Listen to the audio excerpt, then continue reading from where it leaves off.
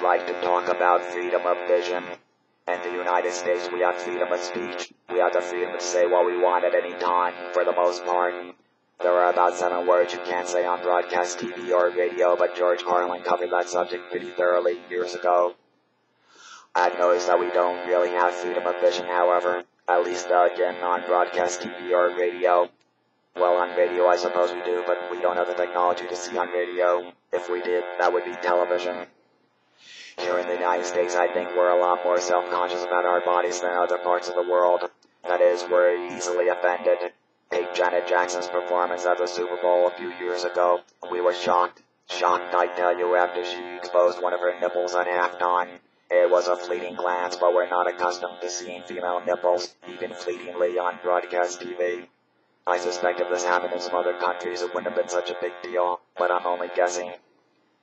Here's an even more puzzling example, at least to me. My wife and I were watching one of those makeover shows on TV. In fact, I believe it was on the cable channel Discovery or Discovery Health. The show profiled 3 people. As I recall, one of them being a young woman about 35 or so, if I remember correctly, that had a breast reduction.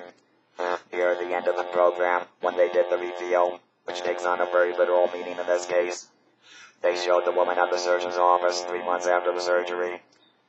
The surgeon was explaining how he performed the surgery so that the suture line would not show. He indicated with a pencil where the suture line was and how it was masked by the edge of her areola. Unfortunately, as luck would have it, just about that moment, a very localized weather event suddenly occurred. A dense fog rolled in very suddenly, settling directly over this woman's breasts. Everyone seemed completely oblivious to this odd weather phenomenon. As a result, while the surgeon was tracing the suture line with his pencil, his pointer, the pencil that is, disappeared into this fog. Also hidden by this fog was the woman's nipples, both of them.